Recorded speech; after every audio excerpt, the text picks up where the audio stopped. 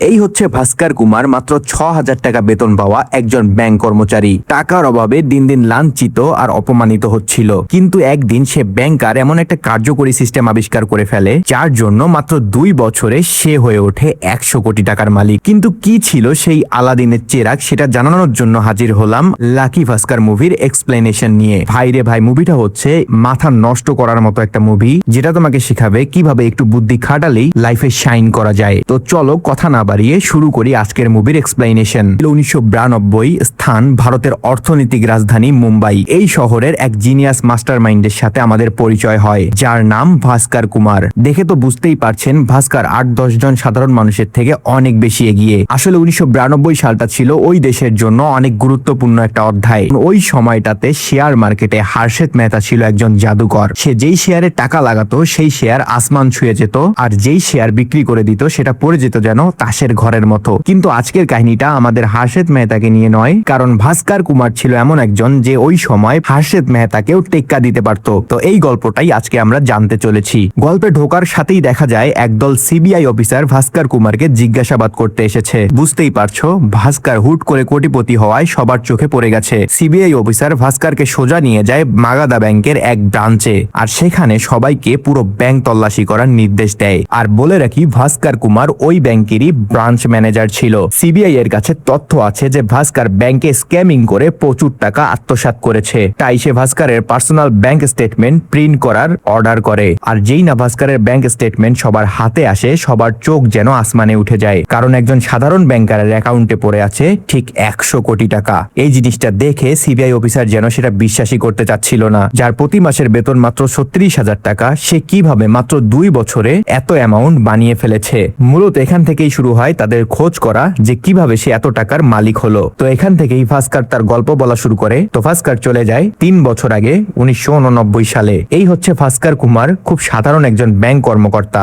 মাগাদা ব্যাংকের একজন কেশিয়ার ভাস্কর, বেতন মাত্র 6,000 টাকা। কিন্তু ইতিমধ্যে সে ব্যাংক থেকে 36,000 টাকার একটা লোন নিয়ে জীবন কোনো মতে পার করছে। কাজকর্মে ভাস্কর হলো পুরো সুপারম্যান, কারণ প্রতি বছর শেষে ব্যাংকের সেরা কর্মচারীর ট্রফিটা তার হাতেই ওঠে। চাল চলনে যেন ভাস্করের ধারের কাছে কেউ নেই। যেমন সাধারণ একজন ব্যক্তি, তেমন তার ব্যক্তিত্বও যেন অসাধারণ। বাড়িতে ছোট ভাই জান প্রাণ দিয়ে ইঞ্জিনিয়ারিং পাশ করার ট্রাই করছে। তার ছোট বোনও সুন্দর একটা ভবিষ্যতের জন্য লড়াই করছে। ভাস্করের বাবা ছিলেন ইন্ডিয়ার একজন টপ চার্টেড অ্যাকাউন্টেন্ট, কিন্তু সব থেকে কাছের বন্ধুর কাছে তিনি ব্যবসায় ধোঁকা খেয়ে প্যারালাইজড হয়ে অবসর জীবন পার করছেন। কিন্তু এত কিছুর মাঝেও ভাস্করকে ভরসা দিয়ে তার পাশে আছেন তার স্ত্রী সুমতি, তার ছেলে কার্তিক সহ পুরো পরিবার নিয়ে সে ভালোই আছে। কিন্তু সমস্যা হলো একটাই, তা হলো টাকার সমস্যা। সে ধার নেয়নি এমন কোনো লোক নেই তার মহল্লায়। 500 থেকে 10,000 টাকা পাওয়া সুদখোর পাটেল তাকে কাছে পেলেই হুমকি দিতে থাকে পাওনা টাকা পরিশোধ করার জন্য।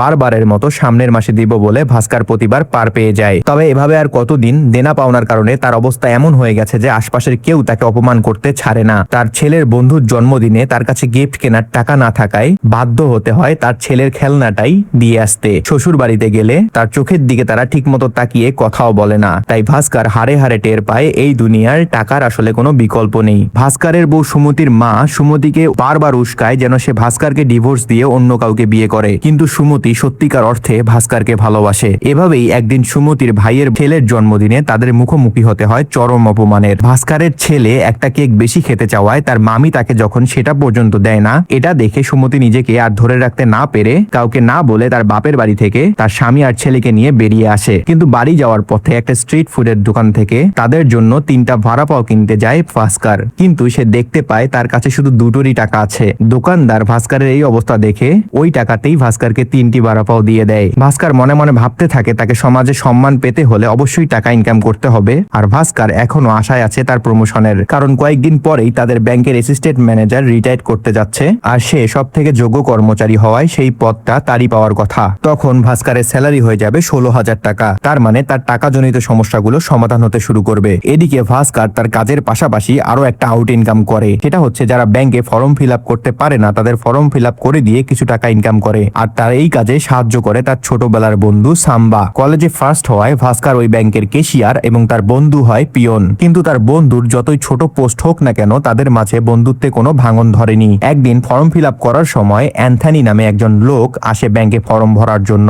এখন ব্যাংকের লোন নিতে হলে তো তার থাকতে হবে যে কোনো একটা সম্পত্তি। জায়ান্ট অ্যান্থনির মোটেও ছিল না। তাই ভাস্কর তাকে এক বাক্যে না বলে দিয়ে বলে, ভাই তোমাকে ব্যাংক 1 টাকাও দিবে না। অ্যান্থনি তাকে অনেক অনুরোধ করলেও ভাস্কর কিছুই করতে পারবে না বলে তাকে জানিয়ে দেয়। এরপরে পরের দিন অ্যান্থনি আবার তার কাছে অনুরোধ করলে ভাস্করের বন্ধু সাম্বা তার লোনের কারণটা তাকে খুলে বলে। আসলে অ্যান্থনি একজন ইম্পোর্টার, যে বাইরের দেশ থেকে ইলেকট্রনিক্স এর জিনিসপত্র নিয়ে এসে সেটা বিক্রি করে টাকা ইনকাম করে। কিন্তু এবার পোর্টে থাকা কাস্টম অফিসার তার কাছে 2 লাখ টাকা চাচ্ছে তার জিনিসগুলো রিলিজ দেওয়ার জন্য। অ্যান্থনি বলে যদি 2 লাখ টাকা সে লোন পায় তাহলে মালগুলো ছাড়িয়ে নিয়ে পরের দিনে ওই মাল বিক্রি করে 4 গুণ টাকা ইনকাম করতে পারবে। মোট কথা অ্যান্থনি 2 লাখ টাকা দরকার মাত্র 2 দিনের জন্য।